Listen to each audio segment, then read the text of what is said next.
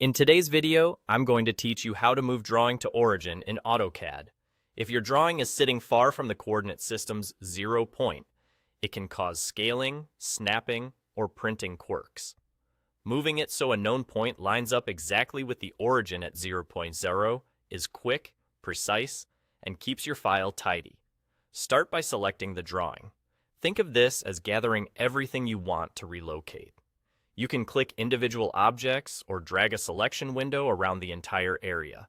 Make sure you include all the elements that belong together, lines, polylines, blocks, and annotations, so nothing gets left behind. If you're working with layers, confirm that any relevant layers are turned on and thawed, so you don't accidentally miss geometry that should move with the rest. With your geometry selected, type Move in the command line and press Enter. You can also use the keyboard shortcut M and hit Enter. AutoCAD will now ask for a base point. The base point is your reference. Think of it as the anchor location you want to place at the origin. Click once to choose that base point with your mouse.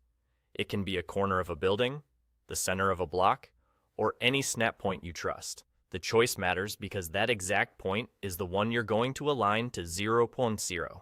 Next, type the hash sign followed by 0, 0. That's 0, 0. The hash sign is important. By adding the hash, you're telling AutoCAD to use absolute or world coordinates instead of relative coordinates. Without the hash, AutoCAD would assume your numbers are offsets from the base point you just picked, moving the drawing by that distance. With the hash, you're saying, place my base point exactly at the absolute coordinate 0.0 in the drawing. The comma separates the x and y values, so you're explicitly targeting x equals 0 and y equals 0. Press Enter, and that's it.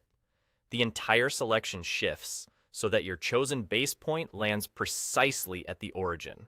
You should notice that navigation and snapping feel more predictable, and any alignment with other referenced files becomes more straightforward.